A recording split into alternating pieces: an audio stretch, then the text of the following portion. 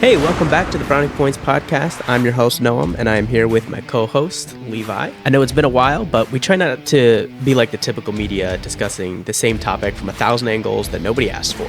We're going to discuss it all here, now, roughly a week before the draft, when we actually have about as much information as we're going to get.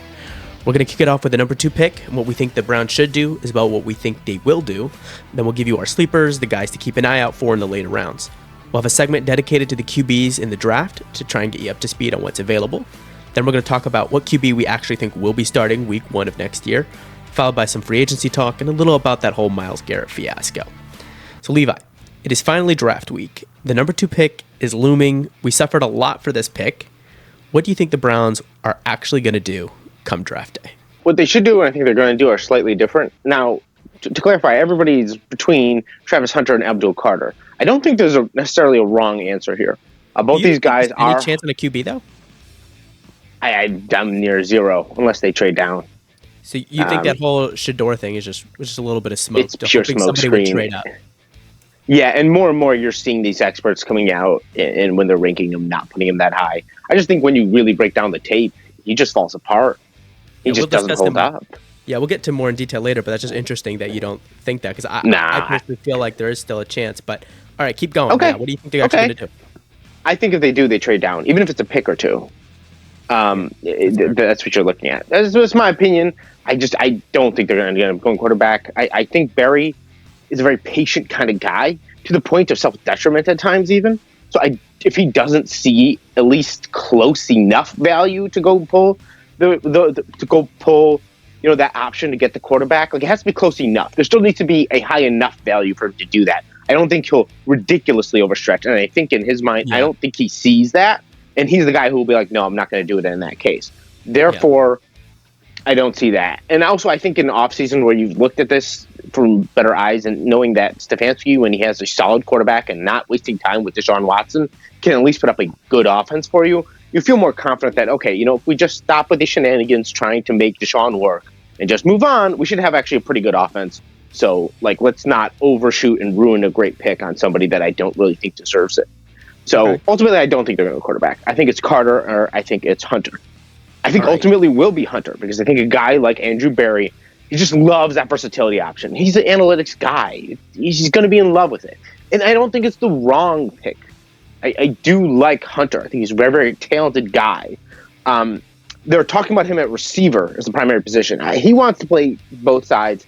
There's a limit to that. It is the NFL. You put that much tread on the tires, the amount of injury risk you're in, even if you can somehow manage to play at an NFL level on both sides of the ball for that many snaps, it just ultimately, it doesn't add up. It doesn't work, and nobody's going to do that. It's insane. So what you're adding is some versatility. Not what he did in college, but some versatility. And look, there's a lot of injuries that happen at corner every year, so having that additional versatility is useful. But I do think that if you're looking at this as he's primarily going to be a receiver, I just don't think he brings that same value at the receiver position as somebody like Abdul Carter does at the defensive end position, which I think is just much more premium. You already have a premium receiver. You have some other interesting guys you could use to add to that, but I actually don't think Travis Hunter is necessarily a transcendent receiver. Sure. And even though he's a very good one, but he's getting transcendent status because of the uniqueness of what he can do on both sides of the ball. But realistically, I think once you settle down, you still have to do 70% of the snaps on one side of the ball. I think then it doesn't quite add up. It's certainly not the number 2, where I think Abdul Carter is just he is such a great defensive end prospect. And I absolutely love Big Ten defensive linemen who are high-end prospects. Those guys just pan out at a super high rate. Linemen. They tend to go up against NFL-sized offensive linemen. So not to mention the Big Ten. I know you like how that translates to the NFL. Absolutely. And then on top of that, the quarterbacks in the Big Ten do actually tend to be running type quarterbacks. You actually deal a lot with athletic quarterbacks in the Big Ten. It's very common. So you both have to have the strength to get past offensive linemen, but the speed to catch those quarterbacks. And that is just a really good mix. So I really love Abdul Carter. But the other reason is, and we're going to touch more on this later, but with Garrett having, that whole trend and asking out, maybe he's re-signed for now, but you don't necessarily know what's going to happen in the future. And if he wants out next year because you don't have a great year and he's like, you know what, I do want out, you can go trade him knowing that you already have a guy. You just don't always get that kind of opportunity for a premium, cheap defensive end talent like that. So I say go take that shot. I think he gives you better value. However, I think they will go with Travis Hunter. And hey, I don't think it's the wrong pick. He's super talented.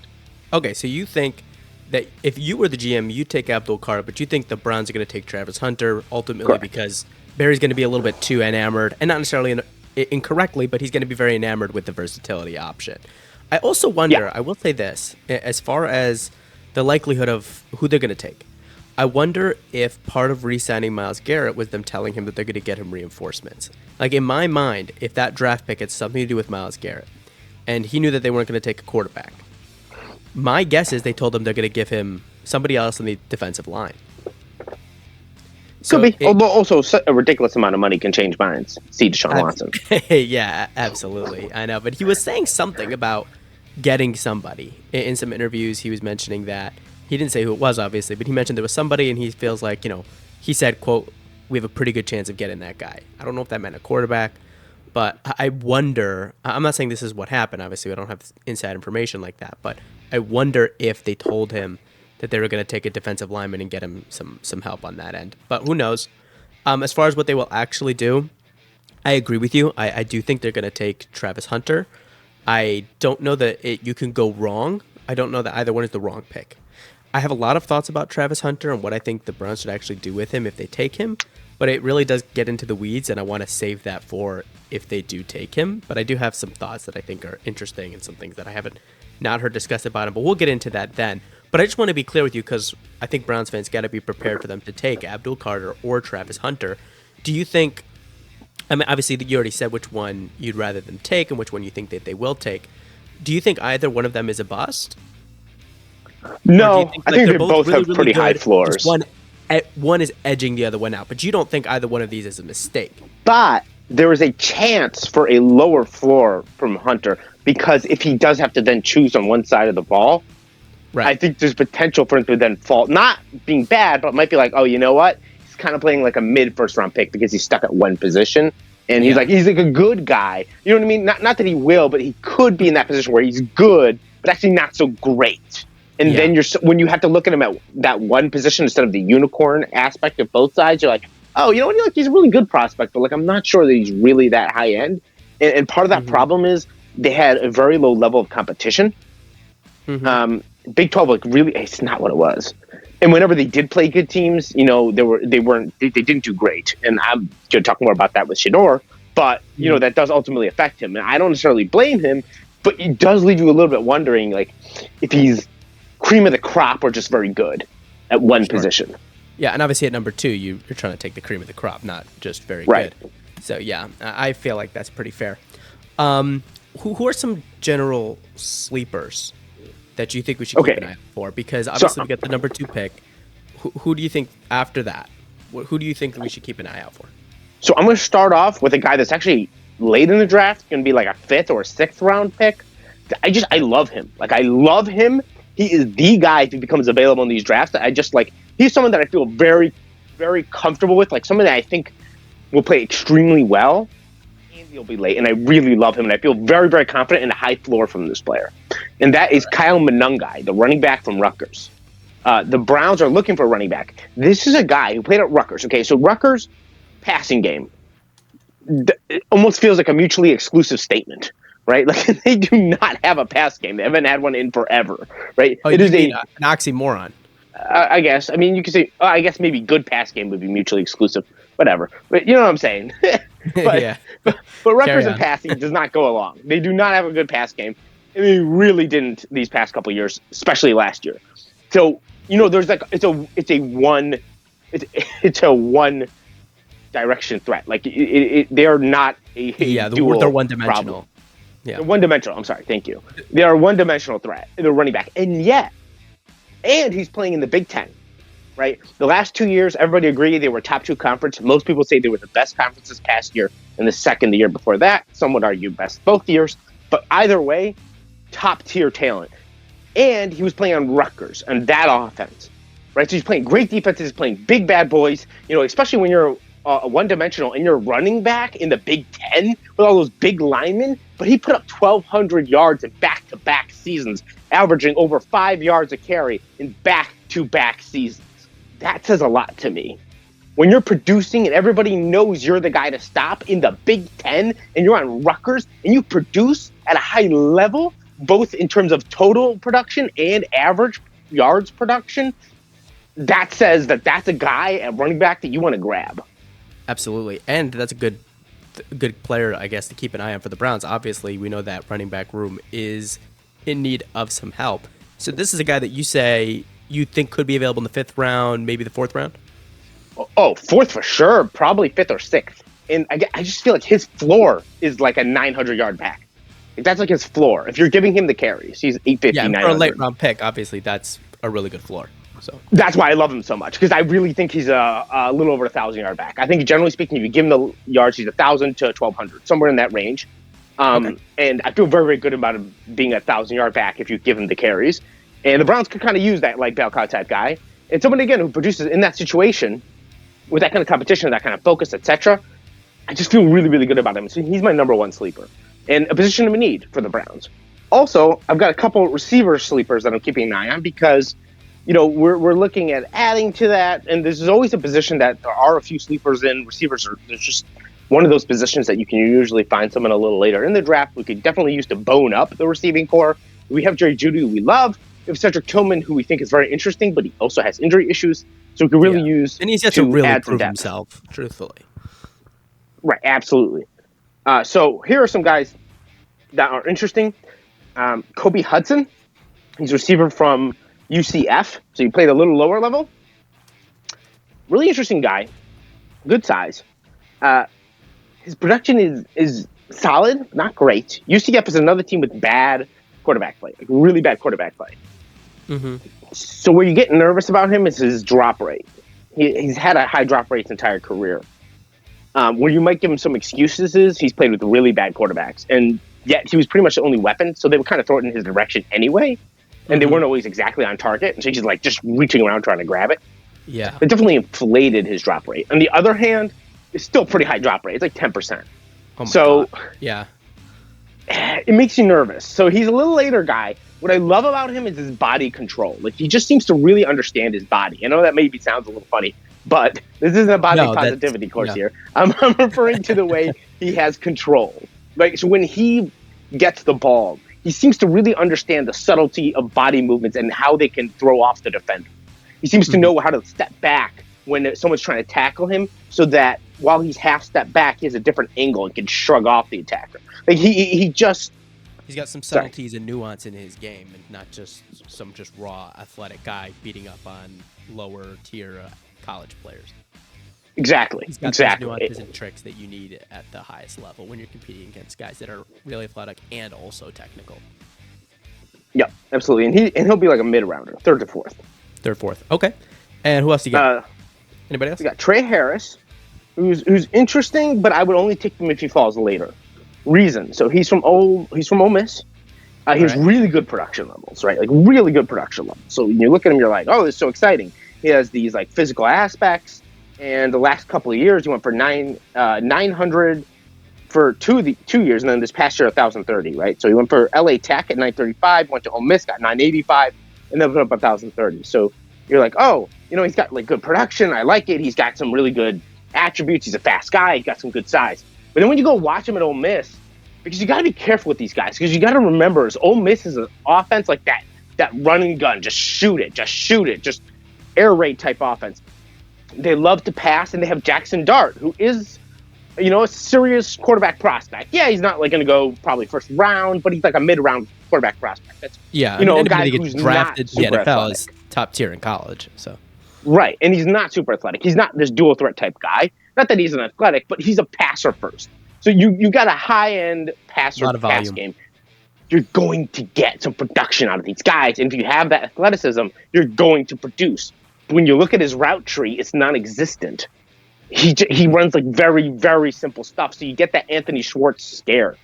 Not quite like Anthony Schwartz, but you get that scare of a guy who just doesn't seem to know how to run routes. So why do you have him as a sleeper? What led you to still have him as a sleeper? Because those sound like pretty serious concerns. He's not like a super sleeper, I guess. So not everybody here is a sleeper, I guess. You might be just, if he ends up falling, then I would take him. Oh, I get what you're saying. You're saying is that you think he could be pretty good, But because of these qualities, these potential drawbacks, he could end up slipping. And if he slips to the right round, you might take him. So with that in consideration, but understand he's not an immediate impact guy. He's a guy you're going to sit. So if the Browns trade up into the first round, obviously that's a bust. Take him in the second round, still too high? I would still say too high. I would at least be third to take a guy like him. Just too little on the route tree, and ideally you'd be later than that. He would have to be a guy who's really slipping. So I think there's potential for some slip here, or he might go. I think he can go either direction. Like, I don't think he really sits where he should be. He probably will either go too high because someone falls absolutely in love with him, or he'll just slip because people are too concerned about him. Sure. So if they do slip, that's where I think it could be interesting. But you got to understand, he's not going to be the guy who helps you next year.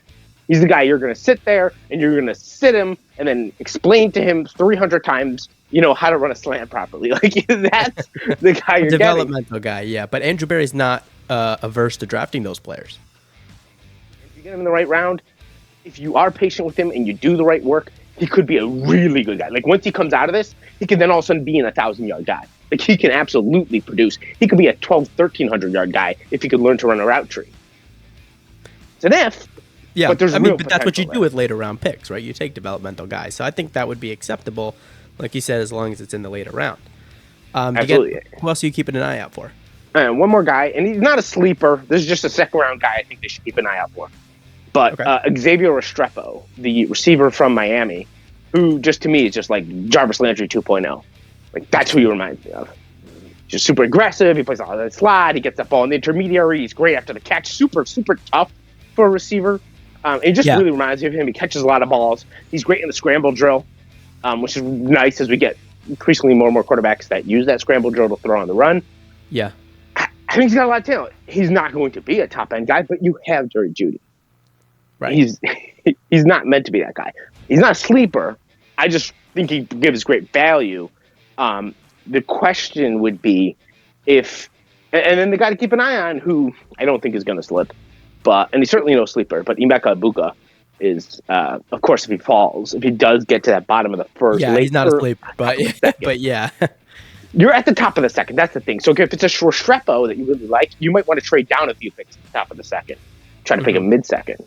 If Egbuka's hanging around at the top of that second, you're at the top of the second. Probably a good idea because he reminds me of Chris Godwin. A lot of talent. I love him. And I think he's got a super, super, super high floor. I love him. And then real quick, I'm just going to cover a couple guys on the defensive end spectrum in the later rounds. So we got the Ohio State defensive ends, Jack Sawyer and JT, and I'm going to mispronounce his last name. It's like Tulumalau. Oh, I know who you're talking about. I don't know how to say it either. Yeah. Both of them are intriguing. I think Sawyer brings a little higher floor, but JT is definitely a higher ceiling. And JT is a guy who, like, if he does develop right, he could be this freak. But on the other hand, he might just always be a guy who comes in, does do a lot, but every once in a while has this amazing sack. Yeah. Which is who he was in college. Sawyer has potential. He's a guy people love as a prospect. He's shown some of that potential. He's developed and gotten better year after year at Ohio State. So you do wonder if you can continue to develop him. I think overall Sawyer's probably the better pick. He's available, like a third-round type guy. That's probably about where he's going to fall. If you're not taking Abdul Carter, then I think a Jack Sawyer makes a ton of sense in the third round. That's something I like. And then lastly, someone who's being mentioned is, I believe, is Q, and I'm trying to remember his last name. I think it's Q Robinson, if I remember correctly. He's a defensive end from Alabama. Played a lot of special teams. Last year, he finally got starting time last year, put up 7 sacks. Looks intriguing, has all the measurables. Yells at you off the screen. Like, all the measurables, really interesting, super talented. But, again, very late developing. He only had 1 good year, 7 sacks, wasn't spectacular. So he's got the raw end, but people are talking about him like late, like 6th round. And he's great on special teams. So, again, if you're not taking Abdul Carter, definitely could make sense to take a flyer on a guy who has the measurables of a 2nd, 3rd round type guy, even if he hasn't developed yet, because, those kinds of guys, I really like taking a shot in the 6th round, because you take those kind of shots 3-4 times, every couple of years, one of them develops, and all of a sudden, out of a round that you generally don't get much out of anyway, you get, a really good player. So that's someone to keep an eye on as well. All right, so that's a lot about all the different sleepers, guys to keep an eye on. Let's talk about the QBs. You don't think the Browns are going to take a QB at number 2. That does seem to be where the insider reporting is going. However, I would be pretty shocked if the Browns walk away from this draft without a rookie quarterback, right? They got to take one somewhere. The question is, so they're not taking it number 2. Are they going to trade up late into that first round? Are they just going to take somebody in this second round, and the third round, the fourth round? What are they actually planning? We don't know. But I want to specifically focus on who do you like out of all the QBs? And obviously, this is a weak draft. So pretty much there's the guys who are going to go in the top 10, and then there are guys who are like late first round, second round, third round guys. Who do you like? Who are the crop of guys that you want the Browns to keep an eye on? Who are the crop of guys that if the Browns took them, you'd say, okay, let's see what happens? And who are the guys so that really quick. This is going to be terrible. Yeah, really quick. I just want to, because it's come up, I just want to really quick explain my Shedeur Sanders take, and then we'll move on to, and why not, and then I'll move on to the guys I like. Absolutely. I won't spend too long on it, but ultimately, it's a couple different reasons. The biggest problem for me is every time they played anyone good, and not even great, but just good or good level defense, even if they weren't phenomenal, he just played very poorly, and that's always a huge red flag. And I know they didn't have the best O-line, but I've seen people play in that situation, and it's one thing not to be great, but it's another thing just be terrible. And time after time after time after time, he was just really poor, and that makes me super concerned. And yeah, putting up stats against USC looks good because at the time they were pretty good with Caleb Williams, but their defense was awful, and they were getting shredded every game. So don't get confused with a good team and a good defense. He concerns me a lot. Also, his playing style revolves way too much around the runaround play style of I'm run around, and then find someone. Well, he's not a super high level athlete, though. But do you think the running around is more a result of the offensive line versus how he really wants to play? It could be, but I watch and I feel like he's got time and he still runs around. And I see too much of that from the highlights, meaning, yeah, maybe that's part of it, but you should still see more highlights and more good plays that are I sat back in the pocket and found someone, because if you are good at reading defenses so you know what to do, you will have plays that are built for the anticipatory throw. Mm-hmm. You will have plays that are built that way, and it just doesn't. And I understand what you're saying, but I just think he relies on it too much. And on the runaround, and I think at the NFL level, he's not a high enough level athlete to actually escape these guys, especially in today's NFL, where athletic quarterbacks have become so normal that you've gotten a lot more fast linebackers that are used to it, that have adapted to RPOs. So you have to be a high-level athlete to pull that off a lot. And I'm not confident in him as a pocket passer. So you have to have a mixture or be a super high-level athlete. I don't think he's either. So Cam Ward is a super high-level athlete. I don't think Shedeur lands there. And Shedeur's arm strength is unimpressive. It's not terrible, but it's unimpressive. And so some people are comparing him to Baker and saying it's cockiness. But when you dig into the tape, when I hear people talking about him, they don't talk about the cockiness, which isn't even that crazy.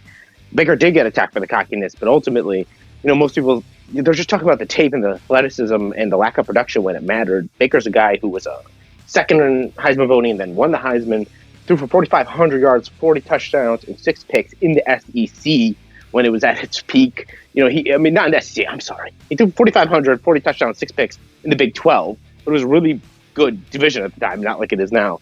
And he did do it against SEC opponents. He went into Ohio State territory when Ohio State was the number 2 ranked team in the nation with the defensive line just pouring through, and he still put up 300+ yards and played great and led them to a big upset win. So you saw that. You saw a huge rocket arm that he has. Reminder, this is somebody who has the longest pass attempt in NFL history in air yards. So that's just a totally different level of prospect. You might like Shedeur, but that's not the reason why people don't like him. It's not one of those, it's draft time. People will decide suddenly they don't like someone for some other reason because they get nervous.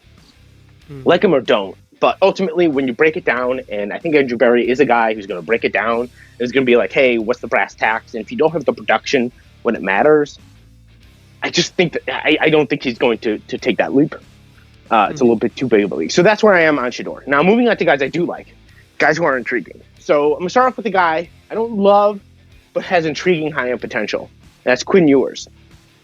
Quinn Ewers, I think, is somewhat interesting because it's really just an on-paper kind of thing. Meaning, he concerned you at times with what happened at Texas. But he has really good measurables. He did have a good year before that. He has all those, good prospect things you like. And this is just personal, but I hate Steve Sarkisian as a coach. I don't like him. I think he's a good recruiter. I think he's a poor X's and O's guy. I think teams have always kind of underperformed. But he has great teams because he just recruits really, really well. So I've always felt like he was an underperformer, and therefore I don't think he was well coached. I think even when you saw Arch Manning come into the game, they didn't look that great. It just felt like something was off, and I just think that that's more of a maybe Texas having an issue thing. Now, on the other hand, you could say the year before that, On the other hand, you could say before that, he was benefiting from guys like A.D. Mitchell, and the receiver who went to the Chiefs, Xavier Worthy. So either one is a good take, and it makes him interesting. He's a guy who maybe if he's coached well can get you there, but definitely a guy who needs to sit for a few years. So he's somewhat intriguing, but I'm not in love with him, but I kind of like him. At what round would you feel comfortable with the Browns taking him? He's a late second, third kind of guy, probably a third round guy, which he probably won't go in the third. That's the thing. He has too many good measurables.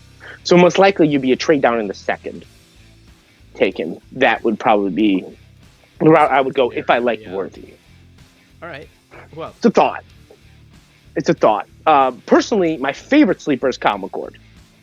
I know not everybody Ohio State likes him. We discussed this before we went into the offseason, that Kyle McCord was a guy that you liked as a sleeper. Obviously, you're not saying you would take him number one overall if you could, but as a sleeper, I know he's a guy that you like. So tell the audience, tell the listeners, what do you think about him? Why do you like him? So first of all, he does need development. He played 2 seasons. Obviously, went to Ohio State, as most of the fans of this podcast were listening, whatever. Browns fans know because they watched him at Ohio State. But when I watched him, I felt like he was not given reins to do what he needed to do. It felt like it was just that scared Ohio State offense that really didn't change that much until this past season when they finally had to let it loose. It was like, oh, hey, we have great receivers. But they just didn't push it a lot. And yet when they did push it against Michigan, after that interception, they finally started pushing it. He did give that Michigan defense that nobody gave a problem to. He gave them a run for their money. That Washington in the championship game that had 3 receivers that got drafted, including one that went in the top 10, and a quarterback that went top 10, and they couldn't give them much trouble. Michigan beat up on them, and he gave them a lot of trouble. So I thought he was a guy who was criminally underutilized at Ohio State. When he went to Syracuse, he put up 4,500 yards. A lot of yards. Looked good. Did a lot of good things. Threw a few more picks than you'd like. He threw 12 picks. And what you saw is he's a guy who has a lot of talent. He's not, all over the place. He's not maybe that guy who screams out of the page. When you watch him, I like his velocity. I like his 30-yard ball, that 30, 40-yard ball. He has a really nice zip on it. He's got some good placement.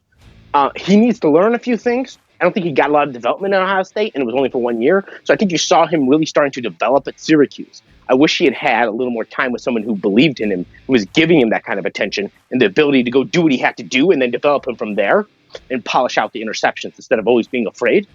And so I thought I think he really benefited from being at Syracuse. He still needs a couple of years, probably a year or 2 years to learn, but I really like what he did. I liked his top end. I felt like when his interceptions came, they came in bunches. It's not that he always throws picks or that he's always inaccurate. It's that when someone had him figured out, it gave him problems. That feels like a solvable problem to me. I see if you know what you're doing. Yeah, there's less. It's not like he threw picks against everybody all the time, because that would be that would feel more like you said, less of a solvable issue, more of a thing that's just ingrained into Kyle McCord as a quarterback versus something that you could maybe coach out. Yeah, he threw 5 picks against Pitt. It was just an awful game. And threw 3 picks in another all year, right? So yeah, there's almost half what he did all year. There's a lot of bunches and then nothing or very little. So it feels like that is solvable. Again, don't expect to start him right away. If you do, you could very well ruin him. He does need a minute to sit there and polish a bit. But I actually think he is a guy who has high-end ability in a draft where I don't think a lot of them do. So I like him for the Browns. All right, who's the last guy? All right, I'm going to throw one more guy out at you. I don't love him for the Browns, but I just in general like him. And so I'm going to throw him out there. And one quick note, not the guy I like. I haven't watched a lot of him. I don't know what to think about him. But I just want to say that I'm ignoring him. Because a lot of people are talking about Tyler Shough. Or Shuck. It's pronounced Shuck. Spelled Shough. Yeah. I know who you're talking about. He's 27 or something, right? Yeah. He's super old. He played at Louisville. He had a breakout year his last year. He had some ups and downs. One of those years is a little better than it looks. It was 2020 COVID years. They only played 7 games in that conference. So there was that, but he never like really shot off the page. But he has good measurables, and he's done some good things at times. He just had injuries a few years. He just feels like very, I don't know, but in a draft again where most guys don't have much measurables, he's starting to rise because he does have measurables. Right. Yeah. I don't like it, obviously. I mean, the Browns already did that before with Brandon Weeden. We don't need to do that again. Yeah, I'm not in love with him, but I just wanted to mention him real quick. So the reason I'm not in love with him is too many question marks. I'm personally not in love with the guy. Maybe if I watch a lot of tape and if I watch him play live a lot, I'd have a better opinion of him. But I think that's, again, I just think it's talking yourself into a guy because we're in a draft with so little guys you can talk yourself into. Sure. I mean, there's going to be a lot of those picks when it comes to QB. A lot of teams are going to talk themselves into guys they otherwise would probably pass on. Which is why I could even see a guy like Jackson Dart going late first, even though I don't think he belongs there. No, yeah, every single QB that gets taken in this draft is being overtaken. Even Cam Ward isn't really a number one pick prospect. He's in other drafts. He's a guy who probably goes more like 3. But yeah, maybe 2. Yeah, but not 1. But he does have a legit measurable, so I don't hate him. Yes, that's ultimately why he's going number 1 because he does. At the end of the day, he doesn't check all the boxes as far as number 1 goes, but on a lot of things like arm talent, skill level, mobility, he looks the part. Whether or not he'll produce, obviously, is up for debate, which is, like we said, in a normal draft, why he wouldn't be number 1. But the measurables and all of those types of things that you can't just teach are there, and they are present. And then the last guy I'm going to mention, again, I'm not sure about him for the Browns. His upside isn't super high, but I just love the way that he is a field general. I like that he knows what he's doing in an age where the last couple of drafts, I just feel like very little guys really understand what's going on. And that is Dylan Gabriel out of Oregon. The guy who I think is underrated. He is a little older, right? But at the same time, he produced every year. He just had to transfer. And then he got injured at the worst time. It was in between. Mm-hmm. So then he didn't get to go out early. So he had to stay an extra year. But when you look, he was consistently producing. He produced in small school. He produced at Oklahoma. And he produced at Oregon. And it just felt like as he was in more and more of a passing attack offense, he did more and more passing. So he knew what he was doing. And when you watch him at Oregon, he has pocket presence. And that is something I just don't see for most of these guys. He had real pocket presence, understanding what to do. He doesn't have a phenomenal arm, but it's not a weak arm. And he is very good at the deep ball, right? So he doesn't throw deep ball like Josh Allen, Baker Mayfield, Patrick Mahomes, 60-yard deep ball. But he is really good at hitting those 40-yarders. 35-yarders. Like he's got a nice deep ball, and he does hit those with consistency and accuracy in that range. So he is a usable guy, right? Like he's not that weak noodle arm guy, but you're like, but he has so much accuracy under 20 yards. That doesn't work in the NFL. Yeah, no, absolutely. I want to ask you though about, because you went through your sleepers, you didn't mention a couple names that I hear a lot about that are heavily discussed that you didn't really touch on. So I'm curious what your thoughts are on them. Jackson Okay, Dart, go ahead, but keep in mind, I'm not going to mention everyone. Yeah, of course, obviously. But these are guys that I have rumored for the Browns at various placements, obviously. But what are your thoughts on Jackson Dart and Jalen Milroe? So I'm going to go over a couple of those. So keep in mind also, I have a full-time job. I don't always watch tape on everyone, and there's been a lot going on in my personal life, which I'm not going to get into. So some of these guys I just haven't had time to go through properly. Yeah, absolutely. I have not spent a lot of time on Jackson Dart. I will also say it feels like just an air raid guy. That's just the feeling I'm getting off of him. Air raid guy. I don't know if he knows what he's doing. And every time it felt like a lot of the times when there were big moments in big games, he just didn't show up. He just couldn't quite get it done. Okay. And how about Jalen Milroe? Really good. And Milroe, I don't like at all. Interesting. I know some people love him, but I don't particularly necessarily love him either. He doesn't give me the passing that I want out of a quarterback. I don't care. I need to like Cam. Yeah, he's super athletic, but he's got like a big arm. And like, who's the guy you're comparing him to? Because even Jalen Hurts has honestly gotten exposed the last 2 years, and it's like, yeah, he'll like won, but they won almost despite him. Not purely despite him, but like he did not do that much this year. I mean, the year before that he was terrible. Like the moment that there was weaknesses on that roster, he's a guy and he was a lot better passer to me than Milroe, and he still needed a lot of help. He needs basically a roster with a great O-line, great defense, great receivers, and a really good running game in order to make it work. Like that's just, and I think he was a better passer. So I think he's the best version of what you're talking about with Jalen Milroe, but I don't see that passing from Milroe. That makes me even more scared. And I think they're deluding themselves into a guy that you're hoping has this high-end ability. He's just not. And even his athleticism, like, he's athletic, but, like, the NFL is a tough place to be.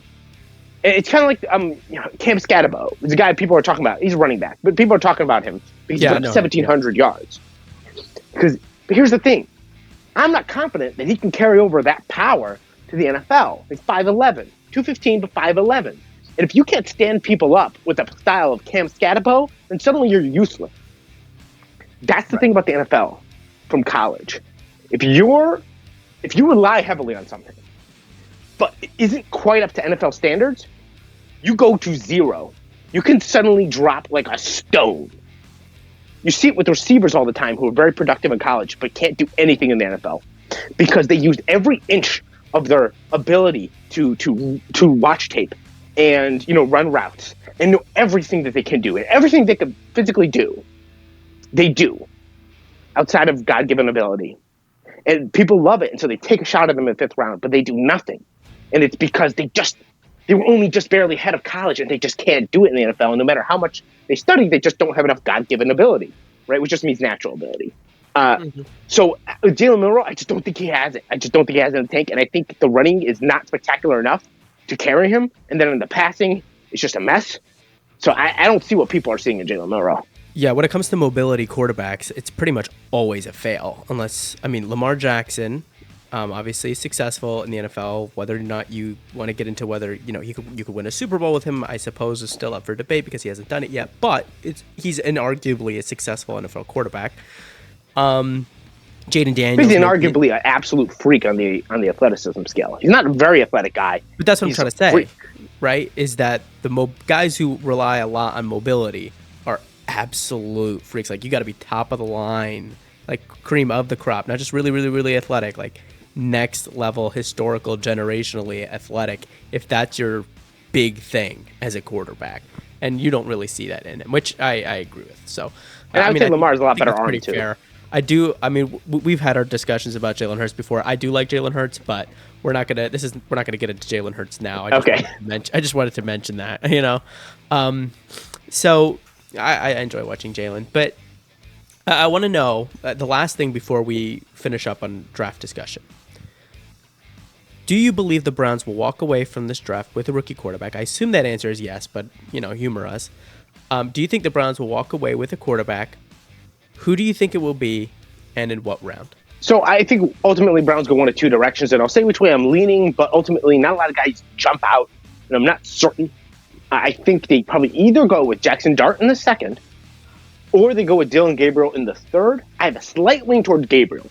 Reason being, Barry's a guy who loves value, and also I think Stefanski is a guy who values himself as a super smart guy who runs a great system, and he just needs someone to run his system. And Dylan Gabriel is someone who has pocket presence, can seem to understand things, and has a good enough arm to get the job done, and has accuracy within that range. And therefore, I think he would have a lean, and with Barry liking value, I think there would be a combination that makes sense to take a Dylan Gabriel, who will come in and, being a little older, be ready to run the offense day one, potentially. So if it is Dylan Gabriel, there is potential for him to start day one. Yeah. However, and I think that fits Kevin Stefanski, but they may go with Dart. And if it is Dart, he won't start day one. All right. Well, discussing day one, that was going to be the next mini segment. We're not going to talk too long about this. It should be pretty quick. But what quarterback, Kubi, I don't know what I was saying there. What quarterback do you think is going to start? Week 1 of next year, who is the starting quarterback to you? Well, this might be the less exciting option. But I actually think it's going to be Kenny Pickett. I think it's going to be Joe Flacco. I think it's going to be Joe Flacco. Okay. I think it's going to be Joe Flacco. I don't think it does. I think even if they took Shedeur Sanders at number 2, I think that Joe Flacco would probably still be the starting quarterback week 1. I don't think that they're going to want to rush them. I think that they're going to try and give them time. At least do that thing, where they give them like 4 or 5 games, and if things are horrible, then they switch them out. Or they go until somebody gets hurt, and then all of a sudden they get promoted from like 4th string quarterback to 1st string kind of a thing. That's what I think is the most likely scenario. So I think that whoever we draft, I think Browns fans should be prepared to be patient. They're not going to be someone's going to be a star right away, pretty much no matter where you look. Most likely, obviously, you never know. There's always somebody late rounds who turns out to be pretty good quicker than we expect. But I would not expect that whoever the Browns walk away with to be starting week 1, and if they do, I wouldn't expect it to be very good. So Browns fans are going to have to be patient when it comes to the quarterback. But we're going to leave that draft discussion behind. I think we've gotten pretty in depth, and hopefully, as the listener, you feel more ready going into it. So let's talk a little bit about free agency. I mean, there weren't that many big moves, but if you could briefly run over the couple moves that you think could have some significance, kind of just recap what's happened so far, and then we'll go on from there. Well, they did next to nothing. I guess the biggest potential, maybe Joe Troyanka, the defensive end from the Buccaneers, as a former first-round pick, getting a fresh start. But I got to say, he got a lot of chances. And Todd Bowles is a guy who gives a lot of chances to guys that are drafted high. The way they work there, they're a very patient type of organization. They give people a lot of chances. They give you a lot of snaps. And quite frankly, Bowles is a guy who likes certain people, and so he'll give them more snaps, and that Joe's one of them. He got a lot of snaps on a lot of times, and at best was mediocre. So yeah. I don't love him. But they didn't pay a lot, so it's not necessarily a bad depth move. Yeah, but if a team lets go a first-round pick, I mean, if there's any team in the NFL that's going to believe in that guy, it's going to be the team that drafted him, right? And if they didn't believe in them enough to renew their contract, then they're probably not that good. But you never know. We'll see. Perhaps sometimes guys in a more limited role and a change of scenery and a more limited role can find their space and find what they need to succeed, because obviously guys have left teams and been better elsewhere before. Maybe that could be that guy this time, but I know that you don't feel strongly that that's going to be the case. But it is a possibility, and just maybe someone to be aware of. The most impactful, though, will probably be Cornelius Lucas, who is a swing tackle, and most likely will be a depth piece. But with the amount of injuries to Brown's offensive line over the past few years, decent chance to get some playing time. Yeah. All right, fair enough. So. All right, we're going to leave that there because there really just wasn't that much to discuss on free agency. We're not going to talk for 20 minutes about nothing. So we're going to finish it off with a little drama, I guess, and that whole Myles Garret fiasco, because, I'm sure there's a lot of differing opinions on this. Personally, I hated it. I thought it was so stupid. Going on this whole media tour about how he's going to be traded and how whatever. That whole thing was ridiculous. And all for him to sign an extension. I think if he posted that whole letter, right, Dear Cleveland, whatever it was, right, saying he's asking for a trade. If he had posted that letter and said, I want to get paid more, I would have more respect for him than I do right now. And I think some of that speaks to Myles Garrett's immaturity. Maybe it's his agent twisting his arm, trying to get him to, negotiate more strenuously. But I think that shows low emotional maturity from Myles Garrett. I think pulling that whole move, I think it was ridiculous. And maybe he was being sincere. Maybe he posted that fully intending to be traded, and the offer they put on the table was just so high that he couldn't imagine turning it down. Maybe that's what actually happened. But this guy was a guy who was in an accident driving 125 miles an hour. Yeah. And I know Browns fans don't like to criticize players on the Browns, but Myles Garrett hit somebody over the head with a helmet. Okay, I'm aware that Mason Rudolph might have said something to Myles Garrett, but generally people don't hit people over the heads with helmets. Also, I feel like if it was really awful the way some people thought it was, like the N-word, I think it would have come out by now. These things don't stay secrets because they do have cameras, and like if it was really bad and they knew about it, I think someone would have leaked it by now. It just comes out, at least in a rumor. Yeah, he's not somebody that consistently demonstrates a ton of emotional maturity. And I'm not saying that he's a huge baby, you know what I mean? But he's not exactly always this cerebral, composed guy who stays in his lane and, always does the right thing. Like, that's not Myles Garrett. He's made really stupid choices. Driving 125 miles an hour, which is not a one-time thing, by the way, it was multiple times. That's not typical behavior. That is that's erratic behavior. I'm sorry. And like I said, I know that this is really not the popular opinion to have of Myles Garrett. I do love him as a player, but he's not the most emotionally mature. And I think that whole trade fiasco thing was another example of that, and I hated it. I'm okay with the fact that they re-signed him. I'm still fine with that. I know you want him to be traded, but yeah, that's my feelings on it. What's your take? My take is I think this is a perfect opportunity to learn. And I think it's an opportunity for what the difference between good franchises and bad franchises is knowing when to have the guts to make the move when it needs to be made, when there's value on the table. The longer he's unhappy, the worse it is for you, the less leverage you have, etc. But you have a guy who's very, very talented, unbelievably talented. Everybody knows that. But a guy that, wants a ridiculous amount of money, whether you say it's worth it or not, it's still a ton of money, $40 million a year. And you have money issues and have to move on. And you have to eat the bullet, which they keep not biting the bullet on Deshaun. It's driving me nuts. But you got that. It would have been an opportunity, in my opinion, to bite the bullet by restructuring the contract in the trade, because he's going to sign a new contract. So you just work it in that you don't have those far out cap hits waiting for you. You work it into the new contract and the restructure in the trade.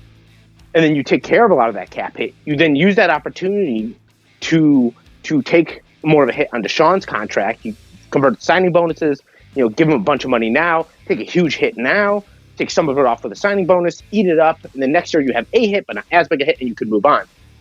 And I think when you have a guy who is giving you those kinds of problems, who has never really been the rock of your locker room, and he's as talented as he is now, take advantage of it early, trade him, get a haul back, and move on. Because if next year he decides he wants out again, what are you going to do then? It's just, you don't know this is going to be a one-time thing. So I just think overpaying him, I think, is a little weak. I think it's being scared. Yeah. I think it's what scared organizations do when they don't trust themselves enough to find a replacement. And you may not get replacement level, but you could have gotten a couple firsts.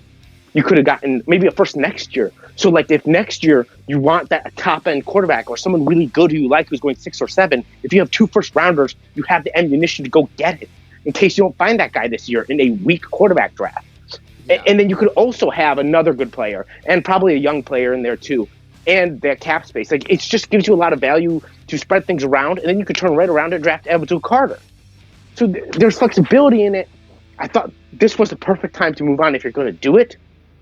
And it's frustrating. He's very talented, but ultimately, I think the Browns, you got to trust yourself. You got to make the big move when it's time to make the big move.